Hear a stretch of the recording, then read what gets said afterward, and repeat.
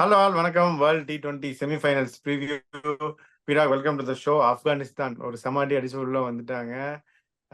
அவங்க வந்து யாரை ஃபேஸ் பண்றாங்க அப்படின்னா, உங்களுடைய ஃபேவரட் சவுத் ஆப்பிரிக்கா ஃபேஸ் பண்றாங்க. எங்க அப்படின்னா தரோபால. இந்த மேட்சை பத்தி உங்க இனிஷியல் தாட்ஸ் என்ன? Afghanistan will definitely have a chance. ஏன்னா இது வந்து history of spinners dominating ground இந்த தருபான்றதுனால they will really feel confident இந்த மாதிரி உங்களுக்கு தருபால வந்து ஆடுறதுக்கு. ஏன்னா வந்துட்டு இப்போ வந்து கண்டிஷன்ஸை பத்தி நம்ம ஃபர்ஸ்ட் வந்து சொல்லிடுவோம். தருபால என்ன நடந்திருக்கு அப்படின்னா, கடைசி 30 மேட்ச்ல பாத்தீங்கன்னா ஆவரேஜ் ஃபர்ஸ்ட் இன்னிங் ஸ்கோர் 30 மேட்ச்ல 153, ஆவரேஜ் செகண்ட் இன்னிங் ஸ்கோர் 151. பாத்துக்கோங்க, mean average score of 152. Batting first 15 ஜெயிச்சிருக்காங்க, பேட்டிங் செகண்டும் 15 ஜெயிச்சிருக்காங்க. அந்த மாதிரியான ஒரு கடைசி 15 மேட்ச்ல 30 மேட்ச்ல 169 ஃபார் 3 தான் ஹையஸ்ட் சேஸ். இப்ப சிபிஎல்ல சொல்லிட்டு இருக்கேன். அதுக்கப்புறம் highest first inning score 189 for 7, highest second inning score 178 for 8. Pace பவுலர்ஸோட எக்கானமி 8.20, ஸ்பின்னர்ஸோட எக்கானமி 6.23. பேஸ் பவுலர்ஸ் 52% விக்கெட் எடுத்திருக்காங்க, ஸ்பின்னர்ஸ் வந்து 48% விக்கெட் எடுத்திருக்காங்க. One of the highest wicket taking venues for ஸ்பின்னர்ஸ்ன்றது இந்த தருவா. ஸோ இப்போ நீங்க வந்துட்டு இப்போ 43% of the run scored in boundaries in middle overs. பாத்துக்கோங்க, ரொம்ப கம்மி. அது இங்கேயும் வந்து பவுண்டரிஸ் அவ்வளவு சீக்கிரம் வந்து பால் சாஃப்டான வரவே வராது. 38% of the dot balls in death overs, அது ரொம்ப ஹை. இது team scoring more runs than the other in power play. 23 match வச்சிருக்காங்க 30ல. Team scoring more ones and twos from 7 to 20 won 21 out of 30 matches. இந்த running between the wickets வந்து உங்களுக்கு இதுவா இருக்கணும். பட் நோ மேட்டர் வாட், இந்த மாதிரி 151 152 செமிஃபைனல்ஸ்னா you should always try and target close to 170.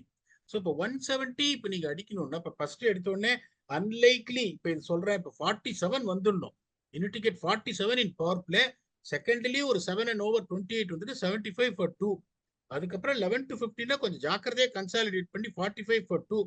120 வந்துருச்சுன்னா உங்களுக்கு 50 ரன் எப்படியும் வந்துடும். உங்களுக்கு 50 ரன் வந்ததுன்னா அது tax you to 170 for 8, which is definitely a winning score. இப்ப இங்க என்ன ஆயிருக்கு பாருங்க தருபால இது வரைக்கும் வேர்ல்ட் கப்ல. நான் ஸ்டாட்ஸ் சொல்லிட்டேன். 152 மீன் ஸ்கோர்னு. West Indies 149 for 9, New Zealand 136 for 9. Okay, இப்ப நம்ம சொன்னோம் டெத்துல வந்து 50ல இருந்து 55 வந்துருவோம்னு. இப்ப 15 ஓவர்ல பாத்தீங்கன்னா west Indies 91 for 7, New Zealand 85 for 5. அங்கேருந்து வெஸ்ட் இண்டீஸ் 58 அடிச்சாங்க, நியூசிலாந்து 51 அடிச்சாங்க. இப்ப அதுக்கப்புறம் பாத்தீங்கன்னா உங்களுக்கு இன்னொரு மேட்சஸ் எல்லாம் எப்படி போயிருக்கு அப்படின்னா, பாப்பா New Guinea 95 all out. That took Afghanistan 15.1 overs to score. அதுக்கப்புறம் இந்த ஸ்பின்னர்ஸ் பாருங்க, ஸ்பின்னர்ஸோட இன்ஃப்ளூயன்ஸ் வந்துட்டு இப்போ வெஸ்ட் இண்டீஸ் மேட்ச்ல பாத்தீங்கன்னா, இப்போ வெஸ்ட் இண்டீஸ் வந்து 9 ஓவர்ஸ்ல 50 runs 4 wickets West Indies spinners. New Zealand இந்த ஷெர்ஃபேன் ரதர்ஃபோர்டுக்கு பயந்துன்னு சாட்னருக்கு போலிங் கொடுக்காம 3 ஓவர்ல 36 ரன் ஒரு wicket. That is influence spinners come up with. இப்போ இவங்க பாருங்க 95 all out Papua New Guinea. Afghanistan 101 for 3, 15.1 ஓவர்ஸ்ல ஆப்கானிஸ்தான் ஸ்பின்னர்ஸ் 9 ஓவர்ல 48 ரன் ஒரு விக்கெட் தான். அதுக்கப்புறம் பாப்பா நியூகினி பாருங்க 3 ஓவர்ஸ்ல 15 ரன்ஸ். அதுக்கப்புறம் உகாண்டா வந்து 40 ஆல் அவுட், நியூசிலாந்து 41 ஃபார் 1. அதுக்கப்புறம் பாப்பா New Guinea 78 all out, New Zealand 79 for 3 in 12.2 overs. இதுக்கு மேல நான் ஸ்டாட்ஸை பத்தி சொல்லணுன்ற அவசியம் கிடையாது. இப்ப எவ்வளவு தூரம் வந்து ஸ்பின் எஃபெக்டிவ் பிச்சா இருக்கும் அப்படிங்கறத சொல்லிட்டோம். இப்ப இங்க வந்துட்டு இப்ப இங்க பிளேயிங் 11 எப்படி போவாங்கன்னு பார்த்தா, இவங்க இனிமே எந்த சேஞ்சும் பண்ண மாட்டாங்க. Particularly seeing the stats where Shamsi will play a major ரோல்ன்றதால இவங்களோட playing 11 South Africa Quinton de Kock, Reeza Hendricks, Aiden Markram, இன்னொரு சீமரையும் உட்கார வச்சு ஒரு ஸ்பின்னர் எடுத்து வருவாங்களா? அதெல்லாம் அதுக்கு நீ பண்ணணும்னா நீங்க யாரை உட்காந்து வைப்பீங்க? 8th ஸ்டாண்டர்ட் ஸ்டூடெண்ட் உட்காந்து வைப்பீங்களா, 6th ஸ்டாண்டர்ட் ஸ்டூடெண்ட் உட்காந்து வைப்பீங்களா? இப்ப வந்து உங்களுக்கு தான் உட்கார வச்சிட்டீங்களே, அடுத்து 8th 9th தான் உட்கார வைக்கணும். இல்ல, இப்ப இருக்கிறது யான்சன், ரபாதா, நார்கியே. இதுல யாரு வந்து 6th ஸ்டாண்டர்ட் ஸ்டூடெண்ட் நீங்க சொல்லுங்க. அதுக்கப்புறம் நம்ம உட்காந்து வைக்கிறத பத்தி யோசிக்கலாம். யாரை உட்காந்து கொடுத்தாரு அப்படிங்கும் போது உங்களுக்கு அதை பண்ண மாட்டாங்க. ஏன்னா வந்துட்டு டப்பா டான்ஸ் ஆயிடு இருக்கும். யான்சன் போன மேட்ச் இல்லைன்னா அவர் தான் ஜெயிச்சு கொடுத்தாரு. அந்த 124க்கே ரொம்ப கஷ்டப்பட்டு ஜெயிச்சாங்க. To be honest with you போது அந்த 6th ஸ்டாண்டர்ட் இதை பண்ண மாட்டாங்க. So the playing 11 is going to be Quinton de Kock, Reeza, Markram, Stubbs, Klaasen, Miller, Jansen, Maharaj, Rabada, Nortje, Shamsi. ஒரே டெம்டேஷன் அவங்களுக்கு என்ன இருக்கும்னா, இந்த ரீசா ஹெண்ட்ரிக்ஸை விட்டுட்டு ரயான் ரிக்கல்டனை எடுத்துன்னு வரலாமா அப்படின்னு யோசிப்பாங்க. ஆனா அவளுக்கு தைரியமா அவங்க அதை செய்ய மாட்டாங்க. ஏன்னா வந்து வாட் எவர் இட் இஸ், இது செமிஃபைனல்ஸ் வரைக்கும் வந்தாச்சு, இதுக்கு மேல வந்து ரிஸ்க் எடுக்க வேணாம், இவ்வளவு நாள் பேக் பண்ணிட்டோம், இப்ப பேக் பண்ணிடலாம் அப்படின்னு வந்துட்டு அவங்க they will go with it. இப்ப ஆப்கானிஸ்தான் பாத்தீங்கன்னா, I don't see them seeing any changes at all. Gurbaz, Ibrahim Zadran, Azmatullah Omarzai, Gulbadin Naib, Nabi, Karim ஜன்னத், Rashid Khan, Gulbadin கரோட்டே. நாயப் சரியாயிடுச்சு ஹாம்ஸ்ட்ரிங் ஃபிட் ஆஹ் ஆயிருவாரா? இல்ல ஐசியூல இருக்காரு, பட் டாக்டர்ஸ் வந்துட்டு அஹ், ஓரளவுக்கு நல்லா ரெக்கவர் ஆயிட்டு இருக்காரு, கொஞ்சம் கை கால்லாம் அசைக்கிறாரு, வருவாருன்னு சொல்றாங்க. ஸோ அவர் ஃபிட் ஆயிடுவாரு அப்படின்னு நினைக்கிறேன்.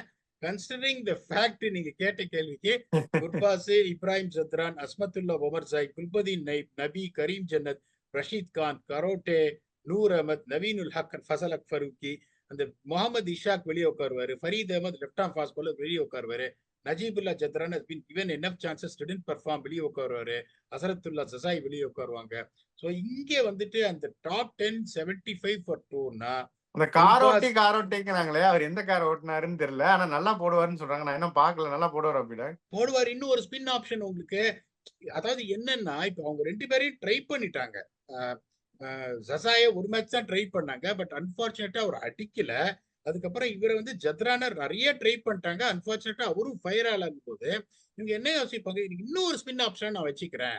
அவங்க 2 ஃபாஸ்ட் பவுலர் தான் போடுறாங்க. ஏன்னா குல்புதீன் நைபும் போட்டுருவாரு, உமர் சாயும் போடுவாரு, கரீம் ஜன்னத்தும் போடுவாரு, எத்தனை போலிங் ஆப்ஷன் இருக்கு பாருங்க. அதனால வந்துட்டு ஐ don't see them making a change in the playing 11. அவங்க இந்த 10 ஓவர்ல 75 பாத்தீங்கன்னா, இப்ப ஃபார்முக்கு வந்திருக்கிற குவிண்டன், ஃபார்முக்கே வராத ரீசா ஹெண்ட்ரிக்ஸ், பாதி ஃபார்முக்கு வராத மார்க்ராம, நம்பர் 4 ஸ்டெப்ஸ்ல இறக்குறாங்க. தப்பான மூவ், ஸ்டெப்ஸ் பின்னாடி இருக்கணும், அதை பண்றாங்க. இங்க பாத்தீங்கன்னா குர்பாஸ் வந்து அவ்வளோ ரெஸ்பான்சிபிள் ஆடுறாரு, பாக்குறதுக்கே ரொம்ப நல்லா இருக்கு. அவர்தான் highest run scorer of the tournament அப்படின்னு சொன்னா யாராவது நம்பியிருப்பாங்களா? அததான் சொல்றேன். இப்ப அததான் சொல்றேன். அதுக்கப்புறம் இப்ராஹிம் சத்ரான் பாத்தீங்கன்னா அவர் காம்ப்ளிமெண்ட் பண்றாரு. குர்பாஜ் கொஞ்சம் அட்லீஸ்ட் ஷார்ட்ஸ் ஆடுறாரு, இவர் அவ்வளவு கிளாஸ் ஆடுறாரு. அதுக்கப்புறம் இங்க பாத்தீங்கன்னா Azmatullah Omarzai is due, actually அவர் ரன்னே அடிக்கல, but is capable. Gulbadin Naib பியூட்டிஃபுல்லா ஆடுறாரு. அப்படிங்கும் போது இது வந்து அங்க எக்ஸ்பீரியன்ஸ் இருக்கு, பெரிய பேர் இருக்கு. அவ்வளவு பெருசா எட்ஜ் அப்படின்னு பாத்தீங்கன்னா Afghanistan will have a little bit of a edge என்னை பொறுத்த வரைக்கும் இந்த இதுல, considering the form of the top 4. அதுக்கப்புறம் பாத்தீங்கன்னா அங்க வந்துட்டு அந்த 12 to 20ல எடுத்துட்டு போற ஆளுங்க பாத்தீங்கன்னா கிளாசன், மில்லர், 2 பேரும் வந்துட்டு they know how to play in big matches, அதுல ஒன்றும் சந்தேகமே கிடையாது. மில்லரும் இந்த மாதிரி சுச்சுவேஷன்ல அடிச்சிருவாரு. யான்சன்ஸ் ஃபார்ம் இஸ் வெல்கம் இது அவங்களுக்கு சவுத் ஆப்பிரிக்காக்கு. மகாராஜ் கேன் பேட்னு ஒவ்வொருத்தரையும் சொல்றேன், அவரும் ஒன்றும் அடிக்கிறது இல்லை. ரபாதா ஒரு கிளாசிக்கல் லாராபாதா அப்படின்ற அளவுக்கு சொல்ற அளவுக்கு ஒரு இது ஆடினாரு. அப்புறம் Nortje, Shamsi can bat, Nabi can bat, Janat can hurt you, Rashid Khan can hurt you. இந்த காரோட்டே வந்து ஓகே, நூர் அஹமது, நவீனுல்லக்கு, ஃபசல் அக் ஃபருக்கி அப்படிங்கும் போது surely because of the 2 names what they got, it's Klaasen and Miller, அந்த எட்ஜ் அவங்களுக்கு இருக்கும். அதுக்கப்புறம் ஸ்பின் ஃபேக்டர் வந்து இங்க ரொம்ப இம்பார்ட்டன்ட். உங்களுக்கு நூர் அஹமது, ரஷீத் கான் இங்க இருக்காங்க, அதுல வந்து எந்த சந்தேகமும் கிடையாது. That definitely is going to be one of the best spin attacks என்னை பொறுத்த வரைக்கும். ably supported by நபி and ably supported by கரோட்டே. அங்க பாத்தீங்கன்னா இந்த மாதிரி ஒரு பிச்சில் டெஃபினட்டா ஷாம்சி விக்கெட் எடுத்துருவாரு, பிக் ஸ்கொயர் பவுண்டரிஸ். மகாராஜ் எல்லா மேட்சுமே 4 ஓவர்ல 24 போட்டிருக்காரு. Markram has also been very very economical. அப்படிங்கும் போது வாட் எவர் இட் இஸ், அந்த எட்ஜும் இவங்களுக்கு இருக்கு. ஆனா இந்த பிக் ஒகேஷன் எல்லாரும் கேட்பாங்க, ஏன்பா பிக் ஒகேஷன்லாம் வந்துட்டு சவுத் ஆப்பிரிக்கா தானப்பா வந்துட்டு தோப்பாங்க அப்படின்னு. Afghanistan is playing the first ever semi-finals in this 11th இந்த மென்ஸ் டோர்னமெண்ட்டுக்கும் போது நர்வ்ஸ் அவங்களுக்கு வந்து ஜாஸ்தியா இருக்கும் அப்படின்றதுனால. இன்னொன்னு பாத்தீங்கன்னா Afghanistan has been a team which has been a team which is defending, toss win பண்ணி பேட்டிங் ஆடி அது ஒரு டார்கெட்டை போட்டு டிஃபெண்ட் பண்றாங்க. சவுத் ஆப்பிரிக்கா மாதிரி ஒரு டீம் இன்னைக்கு ஜெயிக்கணும், அந்த 150 to 160 கண்டிப்பா வரணும். ஓவரால் சவுத் ஆப்பிரிக்காவோட போலிங் அட்டாக் வந்து ரொம்ப நல்லா இருக்கு. been one of the most economical bowling units in the tournament.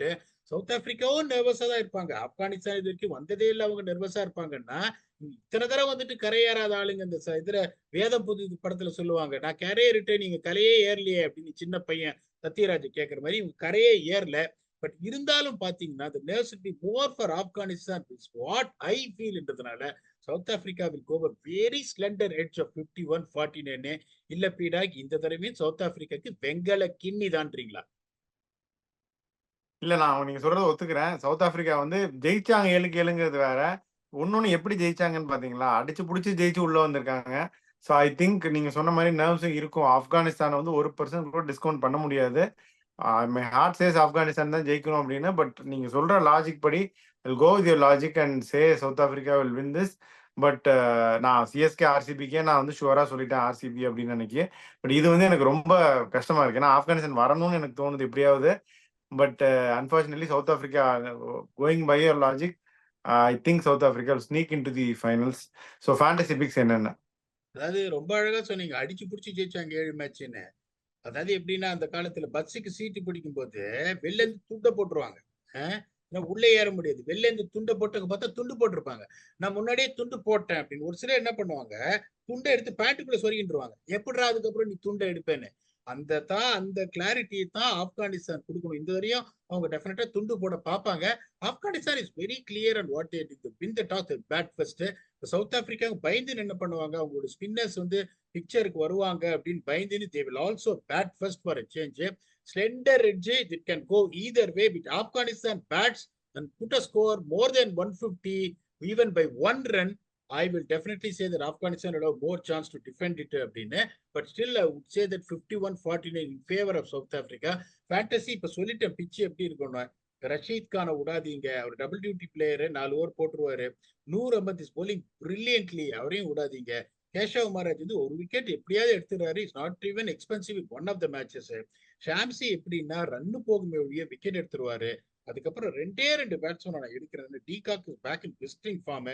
ஒரு அட்டாக்கிங் நாக்கு தான் ஒரு ஆட பாப்பாருங்க. டிகாக் எடுங்க. இந்த 22 பேர்ல best player of spin in both teams பாத்தீங்கன்னா Heinrich Klaasen.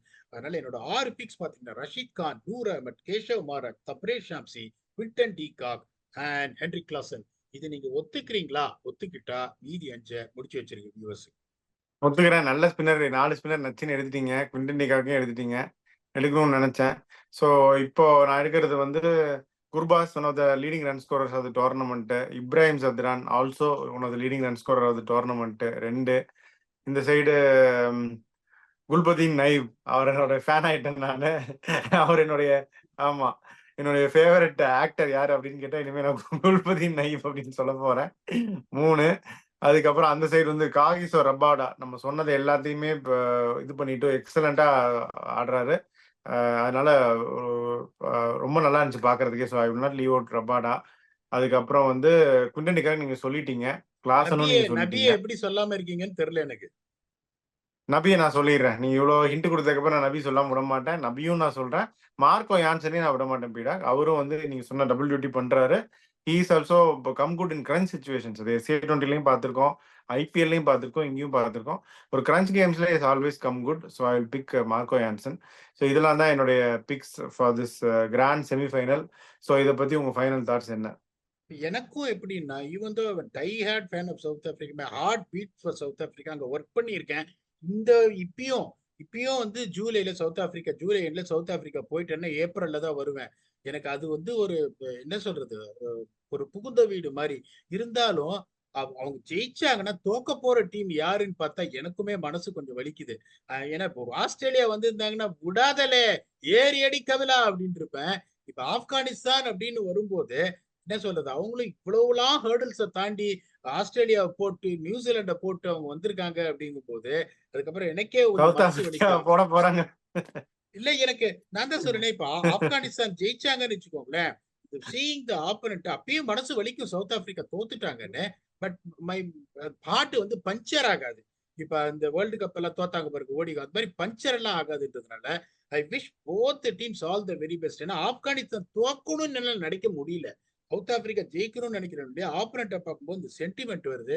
So both the teams deserve to go to finals. So we are not going to really pray bad for any other team, even though we have given the edge on a very honest basis, which is a very slender edge.